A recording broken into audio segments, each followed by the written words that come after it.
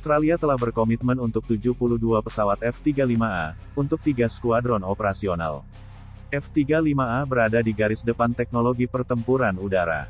Sensor canggih dan fusi data memungkinkannya, mengumpulkan dan berbagi informasi lebih cepat dari sebelumnya.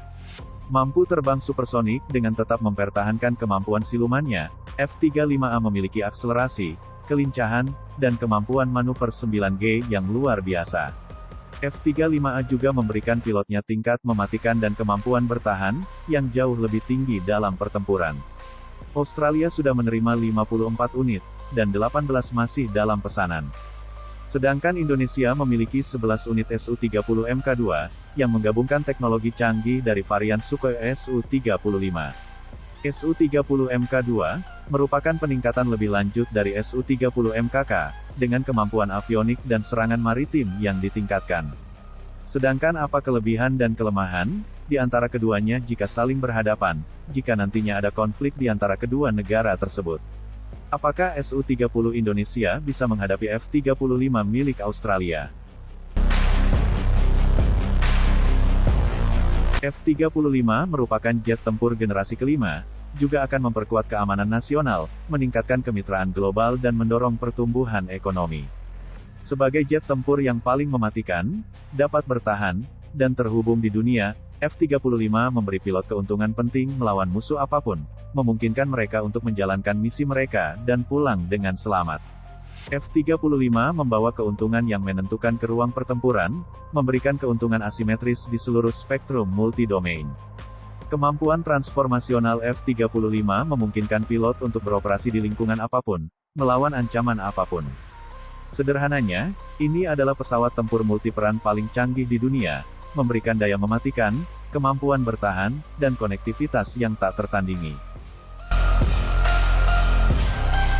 Sedangkan Su-30 merupakan pesawat tempur generasi 4,5, sebagai pesawat tempur multi-role supermaneuverable, yang dirancang untuk target udara musuh terlibat di udara bebas, atau di latar belakang, target darat permukaan, objek infrastruktur yang terletak jauh dari lapangan udara asal, dan dilindungi oleh ADMS, yang berarti bisa beroperasi siang dan malam, dalam kondisi cuaca yang menguntungkan dan merugikan. Pesawat Su-30 memastikan penetrasi pertahanan ADMS yang efektif, menunjukkan kemampuan tempur yang hebat, karena muatan tempur yang dikirimkan secara signifikan. Terlebih lagi, ia memiliki fitur supermaneuverability, yang memberikan keunggulan dibandingkan pesawat musuh.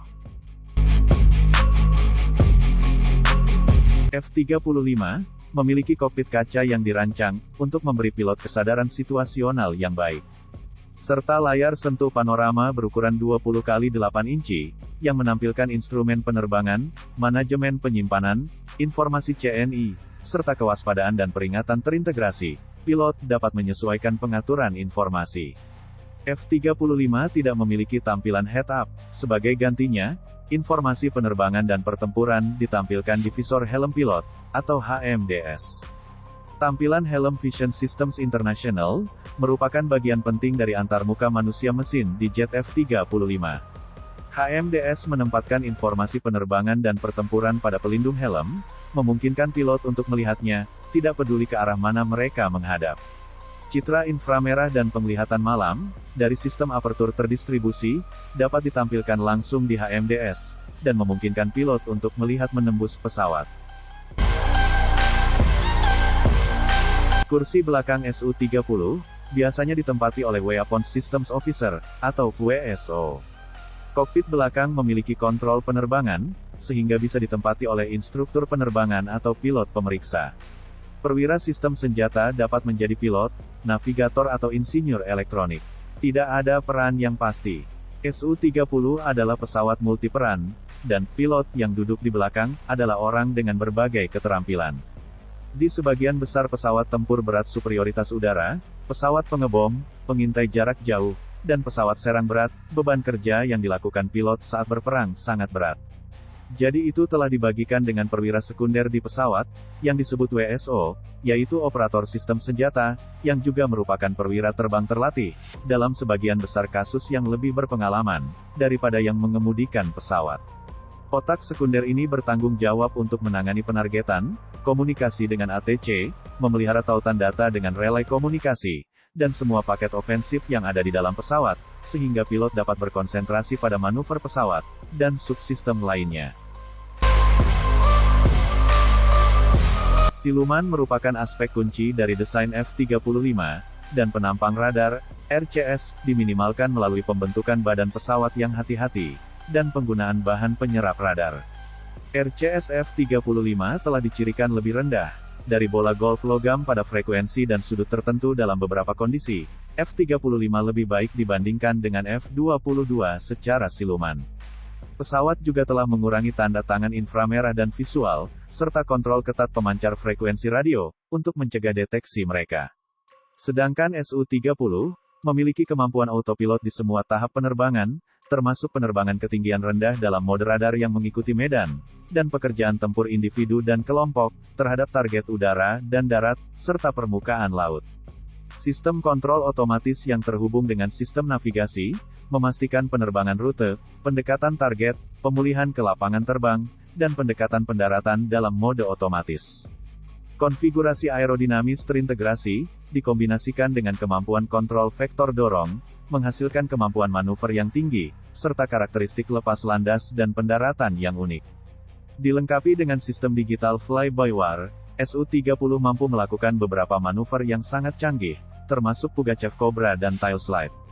Manuver ini dengan cepat memperlambat pesawat, menyebabkan pesawat tempur yang mengejar melampaui batas, serta memecahkan kunci radar Doppler, karena kecepatan relatif pesawat turun di bawah ambang batas, di mana sinyal terdaftar ke radar.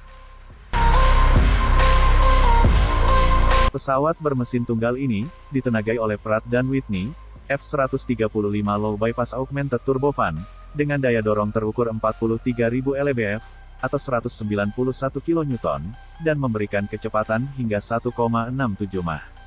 Seperti Su-27 SP baseline, Su-30 menggabungkan dua mesin turbofan Low Bypass Afterburning, Saturnus AL31F, dengan masing-masing memiliki daya dorong afterburning penuh 122,6 kN, untuk kecepatan hingga 2 Mach dalam penerbangan datar, dengan kecepatan 1350 km per jam pada ketinggian rendah, untuk varian non-canard. Vektor dorong miring digunakan dalam beberapa varian untuk meningkatkan kemampuan manuver. F-35A dipersenjatai dengan GAU-22A versi 4 laras, dari kanon 25 mm GAU-12 Equalizer. Meriam dipasang secara internal dengan 182 peluru untuk F-35A, dan pot meriam memiliki fitur siluman pula. F-35 memiliki hardpoint eksternal untuk membawa rudal, bom, dan tangki bahan bakar, dengan peningkatan penampang radar, dan dengan demikian mengurangi silumannya. Ini termasuk 4 centelan bawah sayap, yang dapat membawa AIM-120 AMR AMBVR, rudal jelajah AGM-158, yaitu Joint Air to Surface Stand-Off Missile, atau JASSM, serta bom berpemandu. Dan 2 centelan dekat ujung sayap, untuk rudal udara ke udara jarak pendek, yaitu AIM-9X Sidewinder, dan AIM-132 ASR AAM. F-35 memiliki 2 ruang senjata internal dengan total 4 stasiun senjata. 2 di antaranya dapat membawa rudal udara ke darat atau bom hingga 2.000 pon. Masing-masing dalam model A dan C, dapat membawa rudal udara atau bom hingga 1.000 pon. Sedangkan Su-30, dibekali senjata, 30 mm Gryazev Sipunov GSH-31, autokanon dengan 150 peluru. Pesawat ini memiliki sistem panduan perintah TV. Rudal udara ke permukaan yang cocok mencakup 4 rudal anti-radiasi, 6 rudal jarak pendek berpemandu laser, atau 6 rudal anti permukaan jarak pendek, dengan homing yang dikendalikan televisi. Pesawat ini memiliki jangkauan peluncuran hingga 120 km. Untuk kemampuan anti permukaan jarak jauh, pesawat ini dipersenjatai dengan 2 peluru kendali perintah TV, seperti KH-29 dengan hulu ledak tembus 317 kg, dan Zvezda KH-31A, atau Raduga KH-59M. Su-30M, seperti Su-30, dapat menyerang 2 target udara secara bersamaan. Pesawat ini dapat dipersenjatai hingga 6 rudal udara ke udara jarak menengah, seperti R-27RE, R-27TE, atau Vimpel RVV. Sebuah rudal udara ke udara alternatif yang cocok, adalah 2 rudal jarak menengah AA-10D Alamo, dan 6 rudal jarak dekat Vimpel R-73E inframerah. Kemungkinan cocok senjata anti permukaan lainnya termasuk bom, roket dan pot roket. Pesawat ini dapat membawa bom AB-500, KAB-500KR dan KAB-1500KR, paket roket 80 mm dan 130 mm, serta roket S-25.250 mm.